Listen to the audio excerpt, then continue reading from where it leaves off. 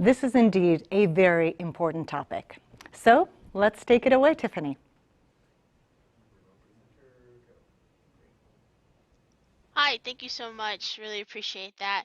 And welcome to today's presentation on the AARP Fact Tracker.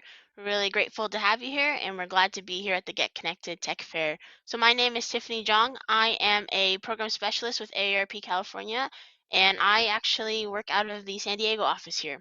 So I look forward to facilitating today's conversation about sorting fact from fiction, and hopefully by the end of this presentation, you'll gain a better understanding of why misinformation exists, how it spreads, and then how you can verify information for yourself. Let's go to the next slide, please. So, does anyone remember the cotton ball diet? It was this really big diet trend that came out on the internet in the 2000s, and where people were told to eat cotton balls and they would lose weight, and could have led to some major health issues if acted upon in real life. And you see, you can't really take everything said online as fact, and while this may be a humorous, modern example of something that we'll explain called misinformation, it's something that has been around for centuries and could have been very harmful. And anyone remember in the 90s, in the Y2K, there was a lot of scams related to the Y2K bug that was expected to wreak havoc all over the world, and people sold Y2K survival kits, they created online ads to invest in this to save your computers and stuff like that. And this was deliberate misinformation that created financial victims. And sure, sometimes misinformation can be harmless, and sometimes it can have some dire consequences. And now that we have connectivity in the palm of our hand, no topic or issue is safe from misinformation. Rapidly evolving situations like Y2K, or things such as health crises, pandemics, natural disasters, election years, they can really create confusion and fear, which feeds into misleading or inaccurate stories. So misinformation is easy to create, it spreads quickly, and can be really difficult to stop. One study from the International Fact-Checking Network found that a false story spreads 5 times as far as the follow-up correction story that comes out. Next slide, please. So AARP really wants to empower you in every area of your life, whether it be career, health, financial decisions, technology, caregiving, etc. So today we want to give you the tools to make the best decisions while navigating the internet. This presentation is brought to you in our collaboration with MediaWise, which is an organization out of the Poynter Institute for Media Studies, and they were created to help teens sort fact from fiction, and now they've expanded to help adults 50 and older. So while this topic is important and very serious, I promise we'll have some fun and we'll give you some great examples throughout the day. And so for our agenda today, next slide please, we will go through an introduction of what exactly misinformation is online, why some people might try to disseminate it. We'll cover some of those red flags you might see along the way. Then we'll introduce you to a method developed by the Stanford History Education Group to verify the things that you see on the internet. And then all the materials we're going to discuss today, and then some exercises and interactive videos can be found online at aarp.org/facttracker. So let's get started. On the next slide, you'll see, what is misinformation? It often pulls at our beliefs, builds upon our assumptions, and because of this, many people don't realize when they've been misled. And we may be thinking to ourselves, that wouldn't be me. I wouldn't fall for that. But the truth is, all of us are susceptible to misinformation because most of the time we don't even realize it's happening. Next slide, please. But what's great, though, with all the internet and the connectivity at the palm of our hands, there's a lot of advantages, right? So looking for information about caregiving, you can find it online. You're here online for the tech fair, learning about, streaming services, protecting yourself online, and that's great. You can stay connected with loved ones, take care of important business, learn some new skills. The possibilities are really endless online. However, with that, on the next slide, we will go through, you know, some of the problems of why you can't see everything, you can't believe everything you see online. So on the next slide, we'll talk about the downside of the advantages of connectivity. So misinformation has been around for longer than the printing press, and the internet now makes it easier to create and quickly spread information of all kinds. And in many cases, it can be difficult to sort fact from fiction. You often see misinformation in news stories, on social media, too good to be true activities, or forwarded chain emails, or even entire websites with varying levels of intent to harm. I just got one of these chain emails the other day. If I didn't submit my information, they were going to delete my account and cancel all my cloud-based photos, and that's concerning to me, and I have to disseminate if that's true or not. And according to the data from the Pew Research Center, 89% of American adults come across made-up news or information often. And there are lots of types of misinformation, so we'll go over a few of them real quickly that you see most often. There's imposter content, which is when someone pretends to be someone they aren't, like a journalist or a news outlet, and we'll get to that later. There's also manipulated content, which is when someone distorts something real. Think of those clickbait, sensational headlines. If you don't do this now, you're going to miss out on $10,000, things like that. And then there's out of context info, like an image with the wrong caption. And then disinformation is false information that has been created and spread deliberately in order to influence public opinion or obscure the truth. And then scams are also a very dangerous type of misinformation designed to steal your money. And while there are a lot of kinds of misleading and inaccurate content online, just for our presentation today, we'll put it under the umbrella term of misinformation to refer to them collectively. So on the next slide, we will talk about what's behind misinformation. Why does it even exist in the first place? Listed here are some of the most common reasons somebody might share something, even if it might not be true. And like some things in life, a lot of it boils down to making money, unfortunately. So sometimes it's just to get more shares. Every click equals $1, or every view equals $1. And the more time something is shared, the more profitable it can be for an advertiser. And that could be one of the reasons why they're really generating this info. Trolling is also a really big problem. Have you heard of trolling before? It's when some people just really want to create chaos or confusion just because they get a kick out of it. Think of a bully back in high school who started a food fight. A false story online might start an online food fight. It might be a political group trying to influence the way you feel about a politician or issue. Or it might be someone trying to take your money directly. The problem is we share these posts or information with family, friends, etc. because we care about these issues. We want to help other people know what's happening. But before we do that, we probably want to check the accuracy and look for some of those red flags before we continue to share some of this information. So on the next slide, we'll go through some of those red flags to watch out for. So one of the things that makes us want to share any online content, whether true or misleading, is because it hooks our emotions. You may see a post like local group to destroy all kids' parks to make parking lots, and you might be angry. Come on, what about the kids in the parks? That's a red flag, along with anything else that makes you scared, anxious, or otherwise emotional. Because you'd want to share that right away. I'm outraged. That's a red flag. And of course, typos, dramatic punctuation, outrageous headlines definitely would be signs that you should approach with caution. Be skeptical about anything that makes you feel like you're getting that inside scoop that nobody else knows about. You might get an email and think, oh, no one else is talking about this. I gotta tell everybody. That might be a red flag that it's not accurate information. Finally, use caution with anything that confirms your worldview. I know that when I see something that makes me say, aha, I was right all along, then I should probably stop and think about sharing and see if it's just confirming my worldview or if it's accurate. And that's one of the most important steps in identifying misinformation is to pause, to stop, and consider.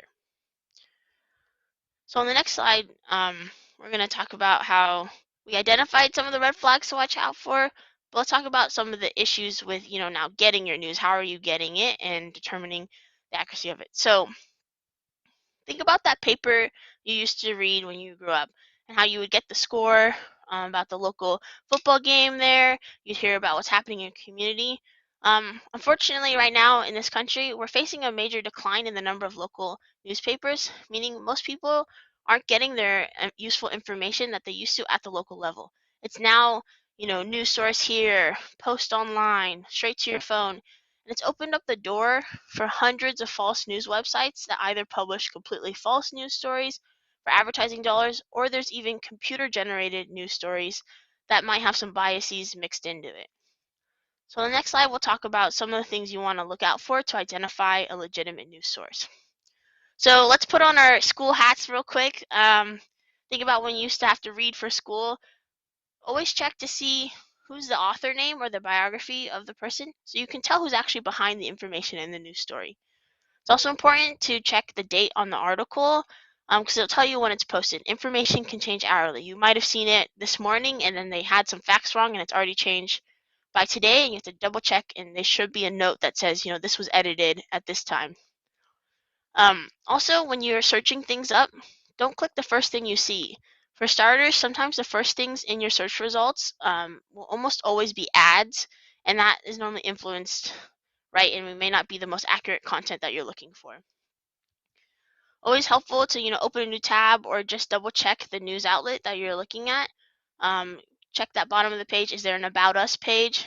Does it say more information about the site? Do you feel like it's transparent and a legitimate news site?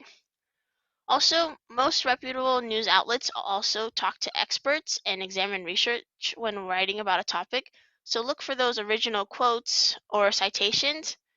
And while we're on the topic of being a smart news consumer, let's touch on one type of legitimate journalism that has the potential to come across as misleading when taken out of context, and that is on the next slide, and these are a few of those opinion pieces. So opinion and editorial departments are separate from the newsroom. And although you will have facts and data and statistics in opinion articles, they normally have a point of view or are advocating for certain action, where traditional news story does not. So opinion pieces might be, editorial, op-ed, our view, commentary, Kathy's Corner, Ask Bill, things like that. So it doesn't mean that it's not well reported, but just know that there might be an influence or they're advocating for a position. So just be critical when reading an opinion piece. On the next slide, we'll talk about how now that you've identified information, how do we then verify it, and what do you do next after you're kind of thinking, I should approach with caution with this topic. So like we discussed earlier, pause to consider, and even taking no action on something that looks suspicious is a great first step. But what if you want to verify the information for yourself? We're going to give you some tips for finding out what's real and what's fake before sharing that post or forwarding that email along. So on the next slide, we're going to go through that kind of straightforward process.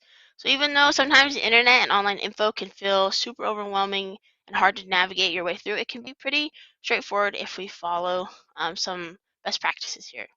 So think about it this way. If you were about to get your roof or siding replaced, you'd probably check online reviews, right, or call a reference. Because not doing so can have some serious consequences, and you want to go through a similar process like that before sharing your information online. So a quick check can save time and embarrassment. So to do that quick check, the Poynter Institute recommends these 3 questions, which were developed by the Stanford History Education Group.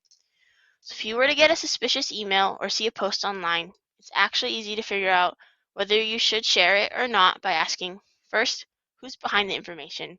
Who's posted what you're reading? Do you recognize the name or email address of that email you received? I think we talked about scams and frauds too. Just make sure it's a legit email address, and sometimes they change a letter or a name, so just make sure it's not a phishing scam there. Second, what evidence is the person or article offering? And then finally, what are other sources saying about the topic? These questions are straightforward, but it's hopefully helpful to make it less time consuming when you're trying to track down those answers and see what's true or not. And luckily, the Stanford History Education Group worked with professional fact checkers to understand the tools they use to do this work quickly and thoroughly, so you're not spending a whole research project trying to figure out if the information you're reading online is legitimate or not.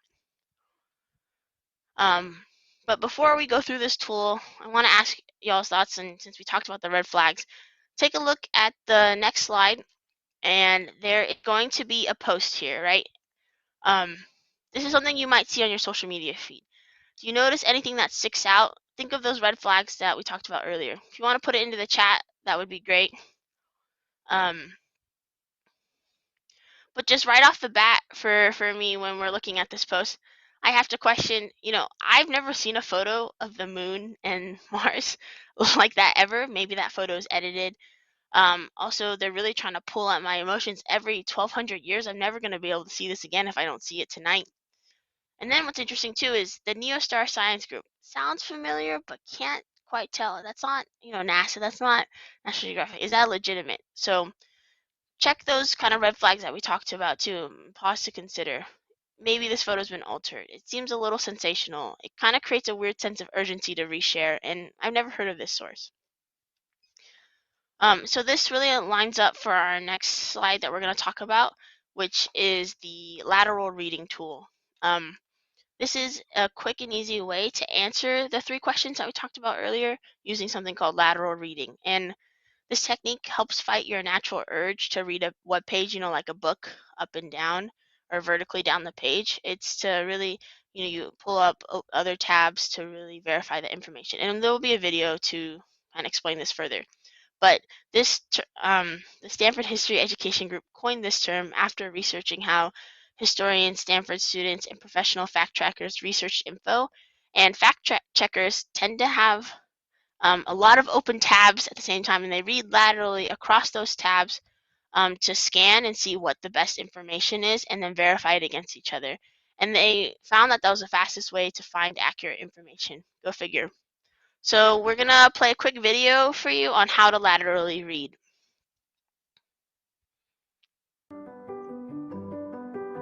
Your coworker Darnell shared a post for a once-in-a-lifetime astronomical event. You love staring up at the night sky and can't wait to tell your online group, the Space Gazers. But before you share the post and grab your telescope, you pause and think. Time to do some lateral reading and answer the 3 Stanford History Education Group questions designed to verify information. You know what they are. Your coworker is sometimes a little overeager on social media, yet you can see that 7,000 other people also shared the post. Who posted it originally? The NeoStar Science Group. You've never heard of them, so you leave the post, open a new tab on your internet browser, and do a quick search.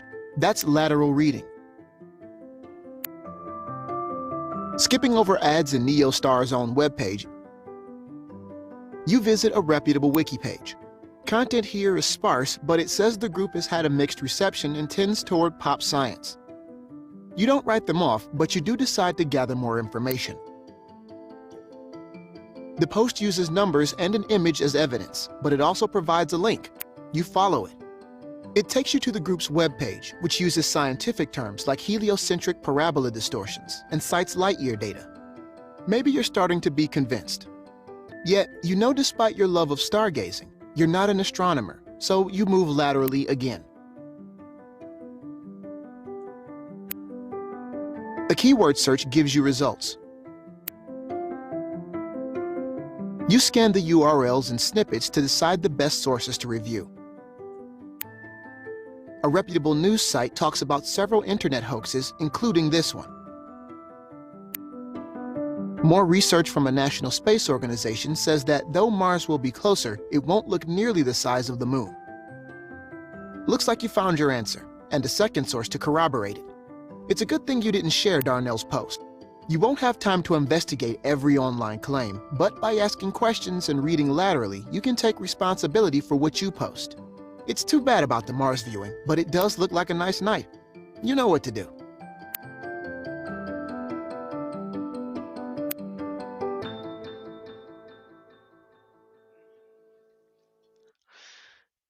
Oh, Darnell. Hopefully that video helped kind of explain how lateral reading works and that whole idea of, open a new tab, do a keyword search off maybe that post or article, and be specific with those keywords and ask the search engine a question like, is the NeoStar Science Group legitimate? And be careful about selecting which sites, maybe avoid the first few that might be ads.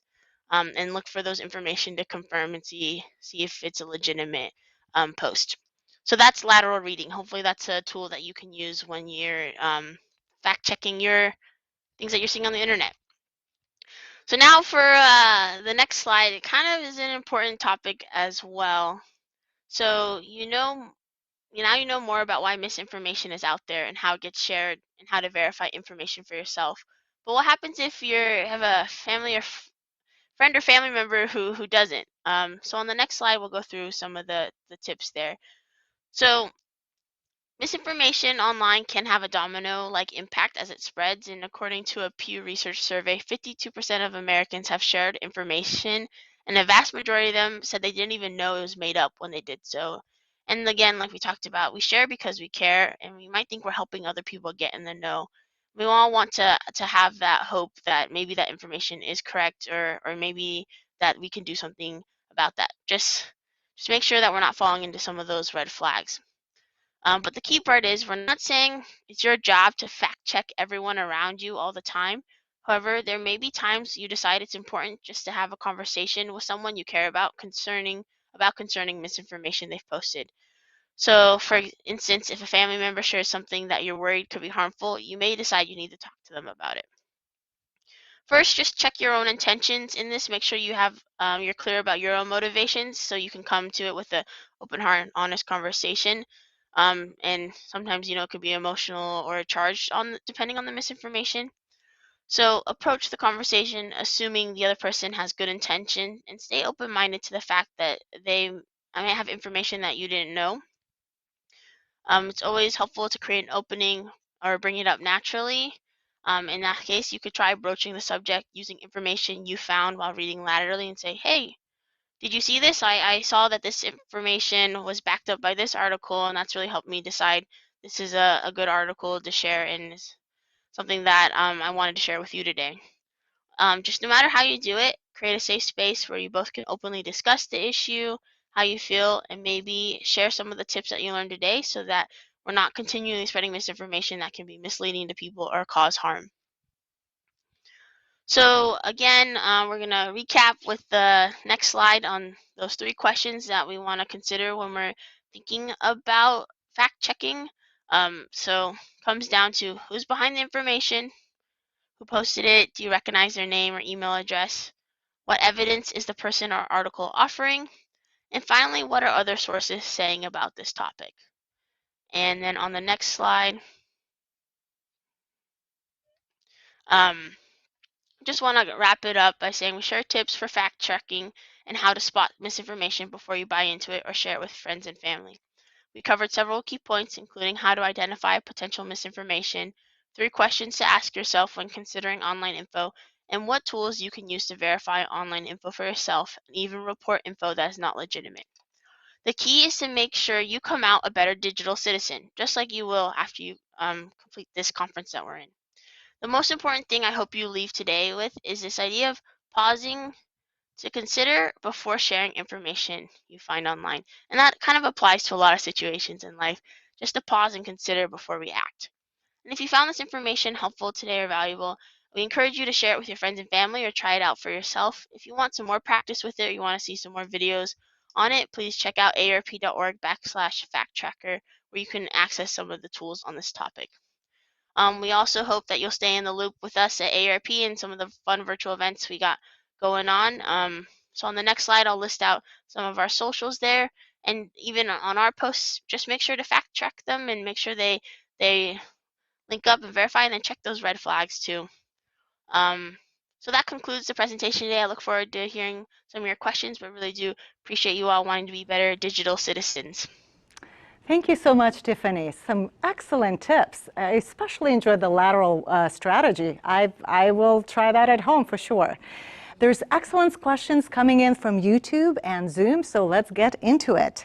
The first one is about Snopes. Is Snopes a reputable source of information? And it's a double question. What should I do when my friends post false information on Facebook? Yeah, can you repeat that? I'm sorry, did you say Snopes? Snopes, yes, Snopes.com. Yeah, I unfortunately haven't heard of that site. I'm so sorry, but I can look into it and follow up on that. But just with everything, if you can verify it against other sources as well, using that lateral reading checking tabs to see if that's a legitimate site. And you can typically tell, like we talked about, go to the About Us page. Do they have information about who is running this? Where is it funded by? Who's leading this website? That's always helpful as well. And then that piece that you asked about, what do you do when family members are sharing things that might be false information on Facebook? Just like that slide we were talking about, it can be a kind of charged conversation or a hard one to have, but it's always worth it to come at it with an open mind, with clear intentions, and to share with them like, hey, this may be misinformation here. Have you checked it against these sources? I learned this tip today about lateral reading, or we need to make up asking these 3 questions. Oh, excellent. Thank you so much, Tiffany. So this is a question about a tool. This comment says, I used to know a tool that I used to use to find the most recent revision date from a website. Do you know of any formal tool that helps me find such a revision date time quickly? I think it's standard practice now that it's listed right under the byline of the author's name, so hopefully that'll be a revision tool where you note the time and dates. Also, it's sometimes posted on the webpage at the bottom, so you can see when it's been updated. Thank you so much. The next question has to do with the About Us section on a website. The question is, if I go there and I'm looking for information and I find the About Us, is there always the truth that's listed there? Or should I believe that's listed there? Or does it really depend on a website?